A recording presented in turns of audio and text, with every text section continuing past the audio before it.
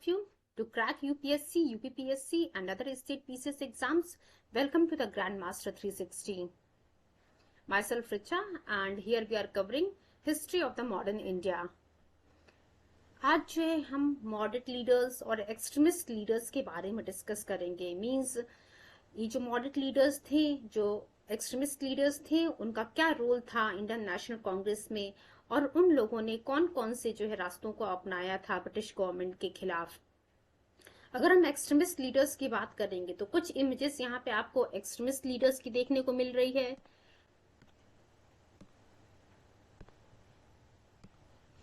कुछ इमेजेस आपको यहाँ एक्सट्रीमिस्ट लीडर्स की देखने को मिल रही है और कुछ इमेजेस जो है यहाँ पे मॉडरेट लीडर्स की देखने को मिल रही है।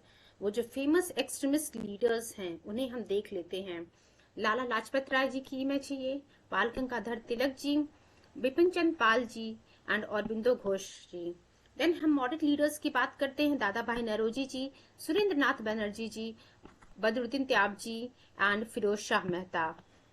अब आप देख सकते हैं कि ये जो इमेजेस आपको देखने को मिल रही है बच्चों, एटलीस्ट ये जो है आठ नाम भी आप लोगों को याद रखना बहुत जरूरी है, क्योंकि सीधा सीधा ये क्वेश्चन पूछ लेता है कि एक्सट्रीमिस्ट लीडर्स, सपोज कीजिए कि लाला लाजपत राय जी से अगर कोई क्वेश्चन बनाता है एक्सट्रीमिस्ट और मॉडरेट टॉपिक से, तो सीधा क्वेश्चन पूछेगा कि लाला लाजपत राय जी जो है एक्सट्रीमिस्ट लीडर थे और मॉडरेट लीडर थे, या फिर चार ऑप्शन दे देगा आपके सामने, जैसे कि दादा भाई नौरोजी, सुरेंद्र नाथ बनर्जी जी, लाला लाजपत राय जी एंड बदरुद्दीन त्याब जी, और इसमें से पूछेगा कौन से लीडर जो है एक्सट्रीमिस्ट लीडर थे।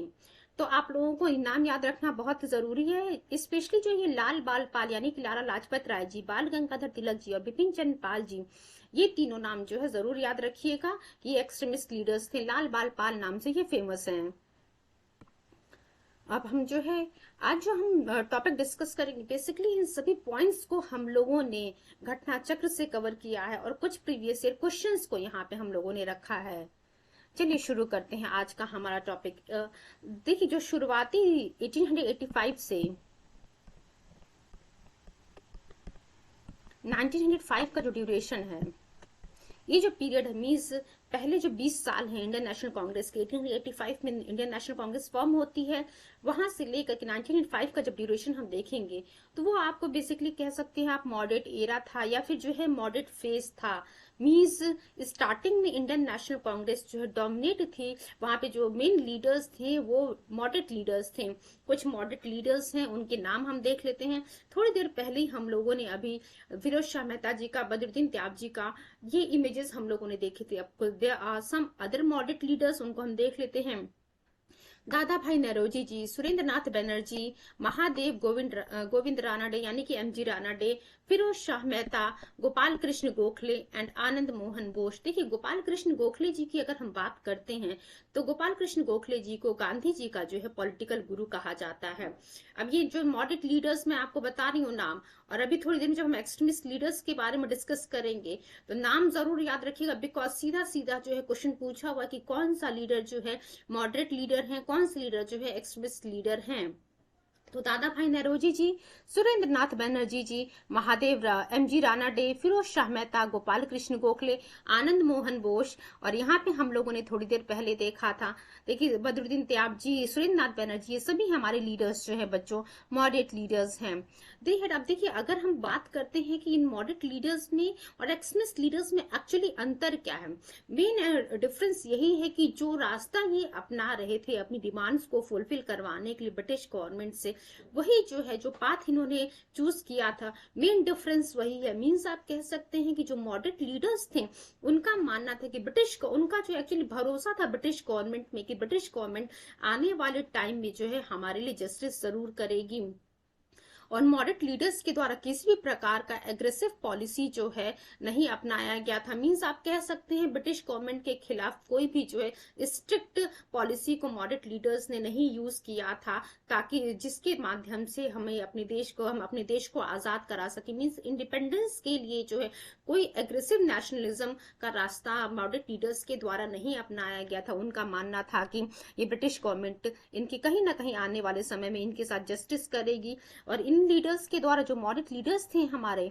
उन्होंने प्रेयर, पिटीशन, इन रास्तों को अपनाया था ब्रिटिश गवर्नमेंट के सामने अपनी डिमांड्स को रखने के लिए। देन अब हम लाल बाल पाल, जो मैंने आप लोगों को कहा, ये नाम जरूर याद रखिएगा। ट्रायो जो है एक्सट्रीमिस्ट लीडर का, लाल बाल पाल, लाला लाजपत राय जी, बाल गंगाधर तिलक जी, बिपिन चंद्र पाल जी, इन्होंने जो है एक्सट्रीमिस्ट आइडियोलॉजी को जो है रेस किया था।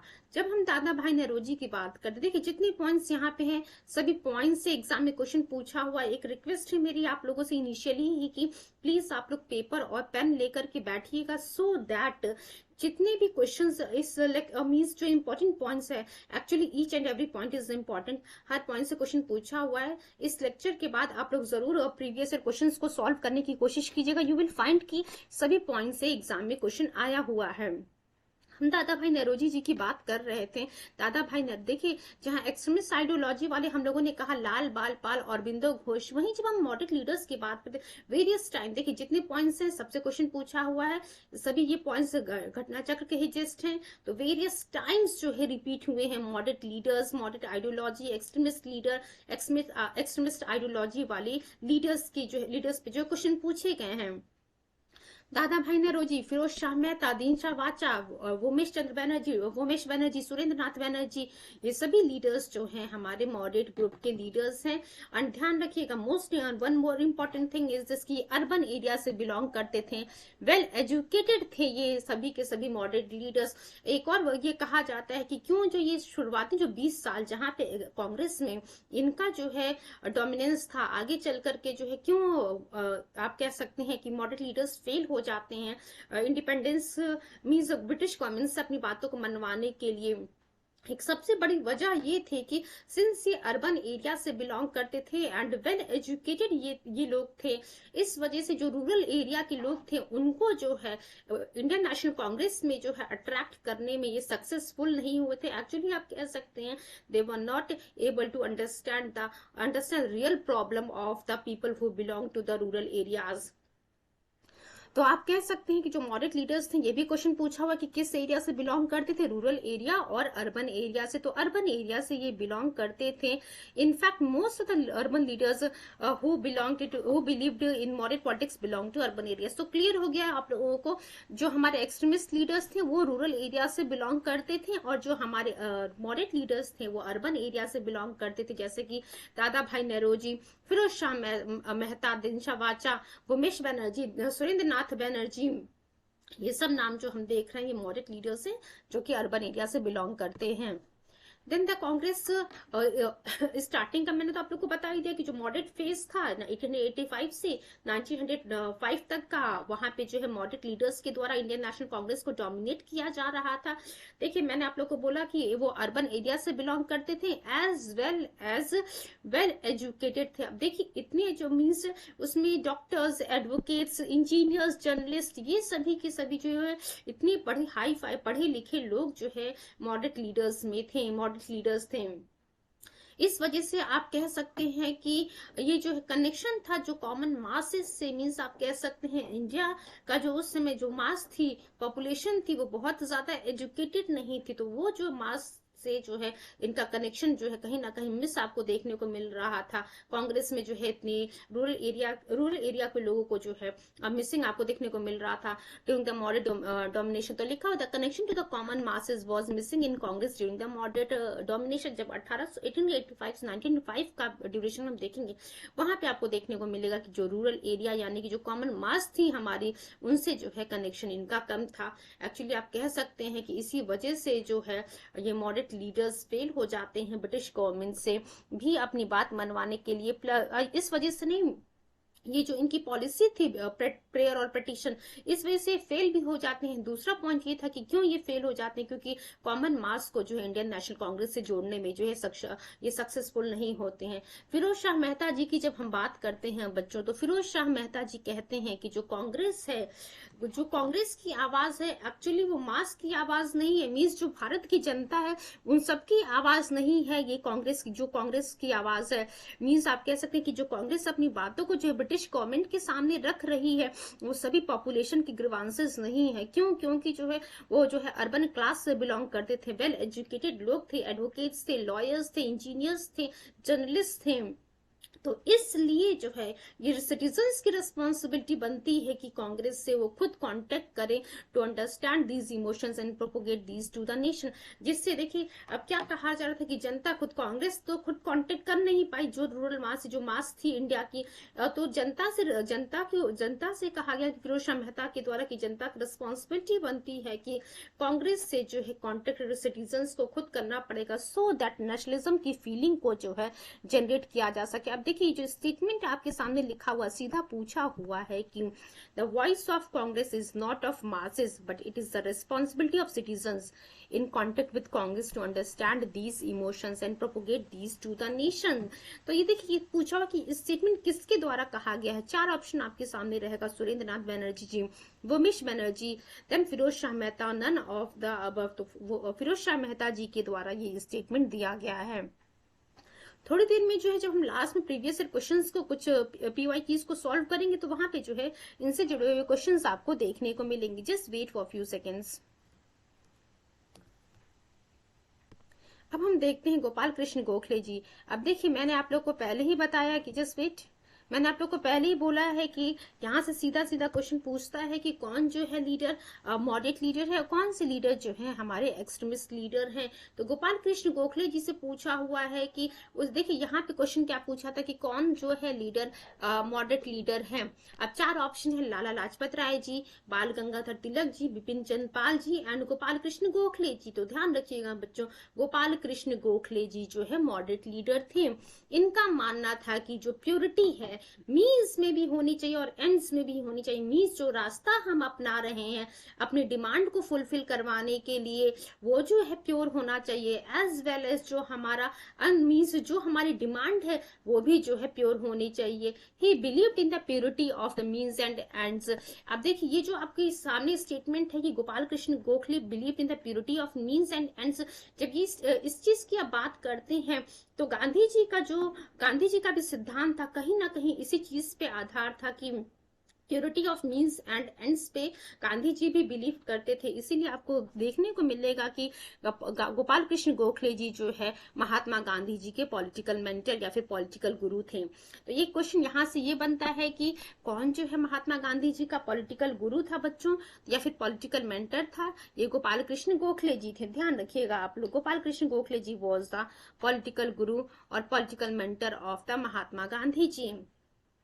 After that, for the first time, he took part in the politics from the stage of Allahabad session of Congress in 1888। तो आप देख सकते हैं कि एक और क्वेश्चन आपके एग्जाम में आ सकता है या फिर आया हुआ है। आप कह सकते हैं कि गोपाल कृष्ण गोखले जी ने जो है पहली बार कांग्रेस के सेशन को जो किस कांग्रेस के सेशन में जो है आप कह सकते हैं पार्टिसिपेट किया था। तो जब इलाहाबाद का सेशन हो रहा था कांग्रेस का 1888 में, तो वहां पे आपको देखने को मिलेगा कि इन्होंने गोपाल कृष्ण गोखले जी ने जो है राजनीति में हिस्सा लिया from the stage of the Allahabad session of the Congress in 1888।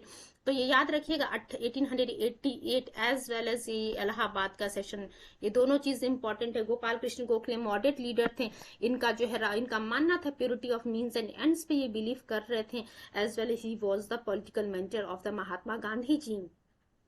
Then हम बात करते हैं गोपाल कृष्ण गोखले जी एंड दीनशा वाचा जी के बारे में। हम कुछ और बातों को देख लेते हैं। अब देखिए जब हम वेल्बी कमीशन की बात करते हैं तो ये कहा गया कि 1897 में गोपाल कृष्ण गोखले जी और दीनशा वाचा जी से कहा गया कि आप जो है हमारे सामने लेकर के आइए कि आज to present proofs of the Indian expenditure in front of the Welby commission. आप देख सकते हैं कि अब ये सीधा क्वेश्चन पूछा हुआ कि किसके द्वारा किससे जो है कहा गया कि वो प्रेजेंट करे इंडियन एक्सपेंडिचर हो रहा है उसका प्रूफ जो है वेल्बी कमीशन के सामने। तो 1897 में गोखले और दीनशा वाचा जी से ये बात कही गई थी। तो ये क्वेश्चन भी एग्जाम में पूछा हुआ। आप देख सकते हैं आपकी ये जो पॉइंट है कॉमन पॉइंट नहीं है, सभी बच्चों को ये चीज नहीं आ रहा होगा। Since you people are the student of grand master 360, तो आप लोग को ये बात पता होनी चाहिए। देन 1902 की जब हम बात करते हैं, गोपाल कृष्ण गोखले जी, उनको वो जो है बॉम्बे कॉन्स्टिट्यूशन काउंसिल में इलेक्ट होते हैं and also to imperial legislative council. अब देखिए यहाँ से क्या क्वेश्चन पूछा हुआ, सीधा सीधा जो जो एग्जाम में आपके इंपॉर्टेंट है पीटी के लिए, उसी पे हम फोकस कर रहे हैं कि किसको जो है बॉम्बे कॉन्स्टिट्यूशन काउंसिल में इलेक्ट किया गया था। गोपाल कृष्ण गोखले जी को इलेक्ट किया गया था। वो ईयर क्या था बच्चों, 1902 था। 1902 में जो है गोपाल कृष्ण गोखले जी को बॉम्बे कॉन्स्टिट्यूशन काउंसिल में इलेक्ट किया गया, as well as imperial legislative council में भी इनको इलेक्ट किया गया। तो ध्यान रखिएगा 1902 में बॉम्बे कॉन्स्टिट्यूशन काउंसिल में प्लस इंपीरियल लेजिस्लेटिव काउंसिल में गोपाल कृष्ण गोखले जी को है इलेक्ट कर लिया जाता है। देन हम बात करते हैं 1906 की। एक चीज ध्यान रखिएगा, एक्सट्रीमिस्ट लीडर्स जो है कांग्रेस के emerged in the Indian political scenario. आप सभी लोगों को पता 1905 तक का 1885 से 1905 तक का जो ड्यूरेशन था मॉडरेट फेज था। उसके बाद आपको देखने को मिलेगा कि कांग्रेस में जो है एक्सट्रीमिस्ट लीडर्स यानी कि लाल बाल पाल और बिंदु घोष जो है सामने आते पॉलिटिकल सिनारियो में जो है आपको देखने को मिलेंगे। तो ये नाम याद रखिएगा, ट्रायो, लाल बाल पाल प्लस और बिंदु घोष, ये हमारे क्या थे, एक्सट्रीमिस्ट लीडर्स थे। 1906 से जो है ये लीडर्स आपको कांग्रेस में देखने को मिलेंगे। देयर मेन ऑब्जेक्टिव, जो हमारे एक्सट्रीमिस्ट लीडर्स थे बच्चों, सीधा क्वेश्चन पूछता है कि स्वराज जो है वेदर मॉडरेट लीडर्स या एक्सट्रीमिस्ट लीडर्स या बोथ ऑफ देम और नन ऑफ देम, किसका जो है ऑब्जेक्टिव था स्वराज। हमारा स्वराज जो है बच्चों एक्सट्रीमिस्ट लीडर्स का जो है मेन ऑब्जेक्टिव था। इनका जो है जो मॉडरेट बिलीव करते थे कॉन्स्टिट्यूशनल मीन्स में, प्रेयर में, पिटीशन में, इसमें जो है एक्सट्रीमिस्ट लीडर्स बिलीव नहीं करते थे। एक्सट्रीमिस्ट लीडर्स का सीधा मानना था कि हमें देश को आजाद करने के लिए किसी भी प्रकार का जो है स्टेप उठाने में नहीं पीछे हटना चाहिए। बट जब हम मॉडरेट्स की बात करते हैं, उनका मानना था कि जो और एक्सट्रीमिस्ट लीडर सीधा सीधा बोलते थे कि ब्रिटिशर्स कभी भी जो है हमारा भला नहीं चाहते हैं। मींस आप कह सकते हैं ये जो है कभी भी हम इंडियंस के फेवर में हमारे अच्छे के लिए काम नहीं करेंगे। But at the same time moderates का मानना था कि इनका बिलीव था कि ब्रिटिशर्स जो है कहीं ना कभी जो है हमारे लिए जस्टिस करेंगे।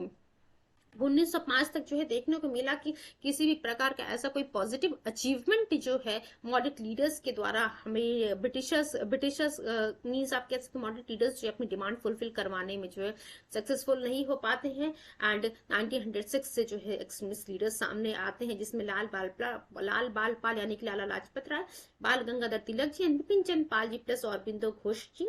एंड द मेन ऑब्जेक्टिव था स्वराज। ध्यान रखिएगा, Swaraj was the main objective of extremist leaders. ये जो है किसी कॉन्स्टिट्यूशनल मीन्स, किसी प्रेयर, किसी पटिशन में जो है भरोसा नहीं रखते थे, जो जैसा कि जो है मॉडरेट लीडर्स किया करते थे।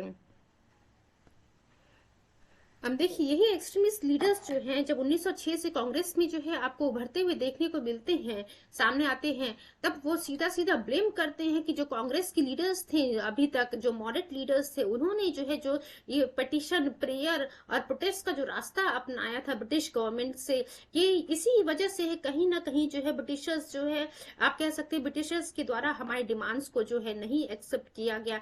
Under their leadership the policy of petition and prayers ended. जब ये 1906 से मॉडरेट एक्सट्रीमिस्ट लीडर्स सामने आते हैं तो ये पटिशन का रास्ता, प्रेयर का, प्रोटेस्ट का, कॉन्स्टिट्यूशनल मीन्स का जो रास्ता अपनाया गया था, इस चीज को यहीं पे खत्म किया जाता है और तुरंत जो है कॉन्स्टिट्यूशनल एजुकेशंस वगैरह जो है, सॉरी आप कह सकते हैं कि एग्रेसिव रेजिस्टेंस जो है आप एक्सट्रीमिस्ट लीडर्स के द्वारा इस रास्ते को अपनाया जाता है। मॉडरेट लीडर्स जो है, अब ये जो पॉइंट आपको देखने को मिल रहा है, यहाँ से सीधा सीधा पूछा हुआ है कि मॉडरेट लीडर्स कौन कौन से रास्ते को अपनाते थे। एंड वहीं जब हम एक्सट्रीमिस्ट लीडर्स की बात करते हैं तो एक्सट्रीमिस्ट लीडर्स किस रास्ते को अपनाते थे, या फिर आप सीधा सीधा डिफरेंसेस रख सकते हैं कि what were the differences between the moderates and extremist leaders policies, या फिर जो पाथ उन्होंने अपनाया था उसमें क्या अंतर है। तो मॉडरेट्स बच्चों कॉन्स्टिट्यूशनल एजुकेशन या फिर कॉन्स्टिट्यूशनल मीन्स में भरोसा रखते थे, एनुअल सेशंस में भरोसा रखते थे, speeches, sending petitions to the English parliament. आप सभी लोगों ने देखा कि 1885 से 1905 का जो फेज था वहां पे जो मॉडरेट लीडर्स ने इस रास्ते को अपनाया था। इससे कहीं भी जो है आपको बहुत आप कह सकते हैं ऐसा नहीं है कि पूरा का पूरा फेल हो गया, बट हाँ थोड़ी बहुत जो है सक्सेस आपको देखने को मिलेगी। बट जो ब्रिटिश गवर्नमेंट से इंडियंस की जो ग्रीवांसेस थी उसको सॉल्व कराने के लिए, मीन्स उसके लिए जो डिमांड्स रखी थी ब्रिटिश गवर्नमेंट के सामने इंडियन लीडर्स के द्वारा, उस चीज को जो है ब्रिटिश गवर्नमेंट एक्सेप्ट नहीं करती है, आप कह सकते हैं।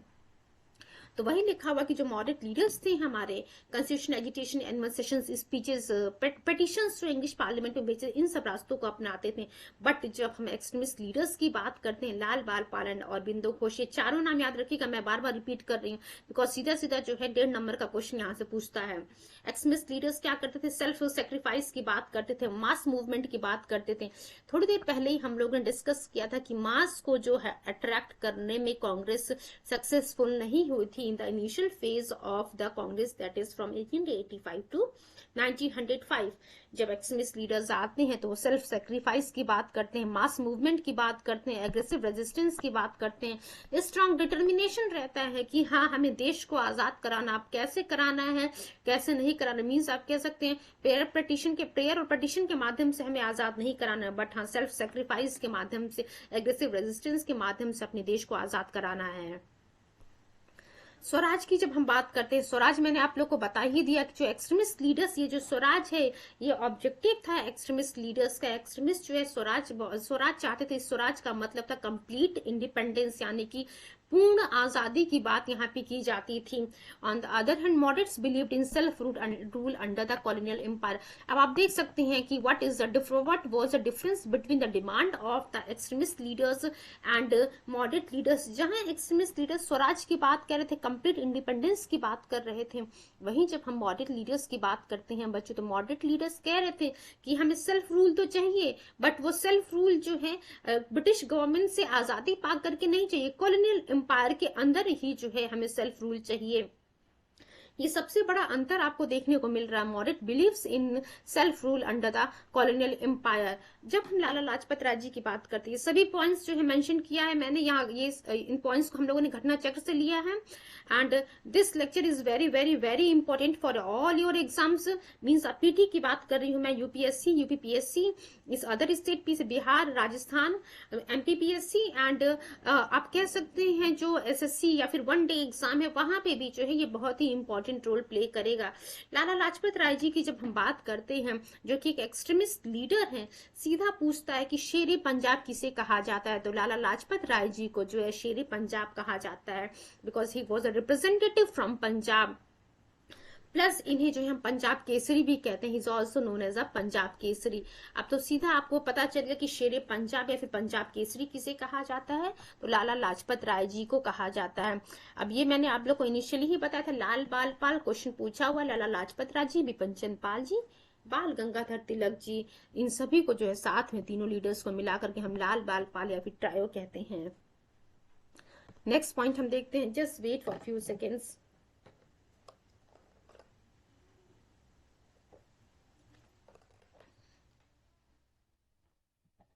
अब नेक्स्ट हम पॉइंट देखते हैं बच्चों, during a protest against Simon commission.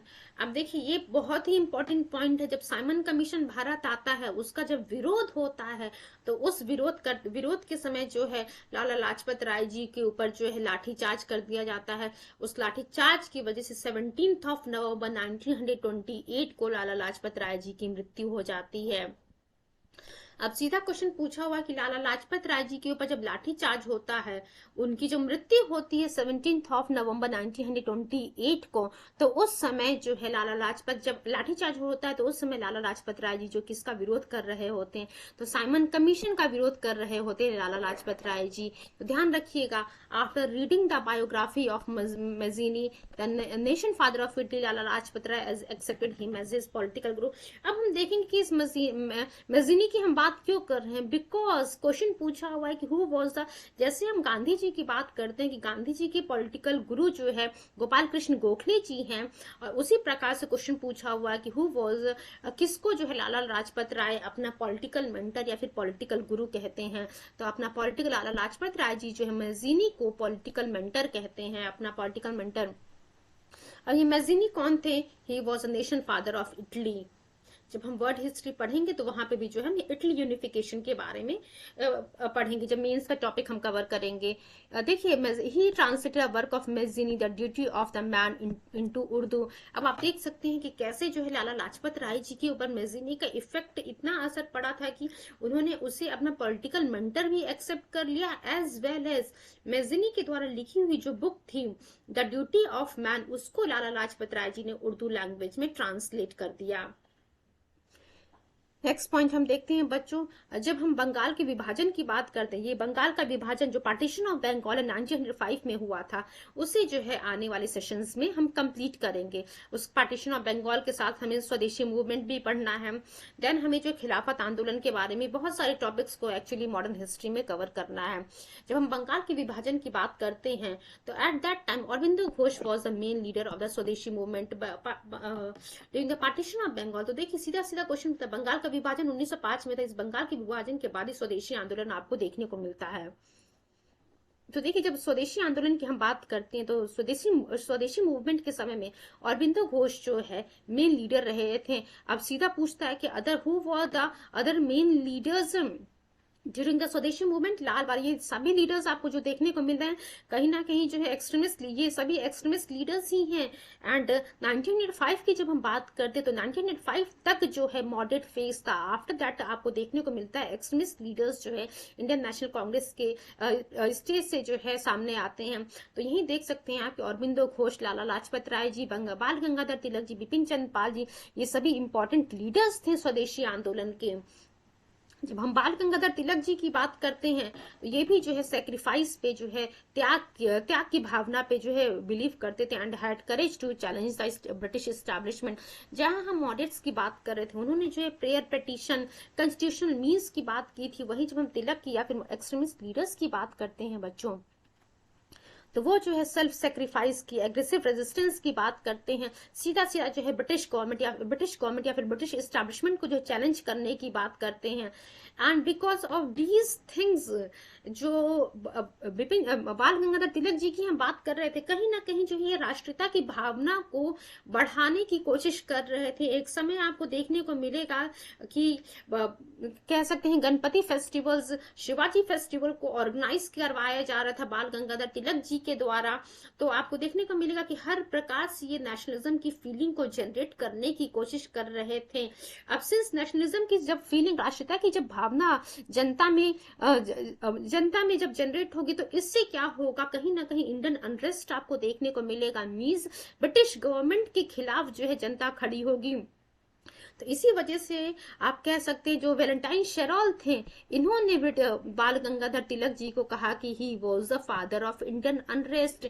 अब यहाँ से दो क्वेश्चन आपके सामने बन रहा है कि किसको जो है फादर ऑफ इंडियन अनरेस्ट कहा जाता है। तो बाल गंगाधर तिलक जी को जो है फादर ऑफ इंडियन अनरेस्ट कहा जाता है।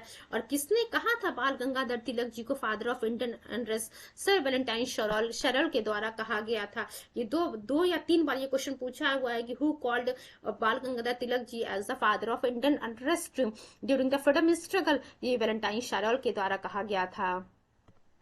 नेक्स्ट पॉइंट हम देखते हैं बच्चों,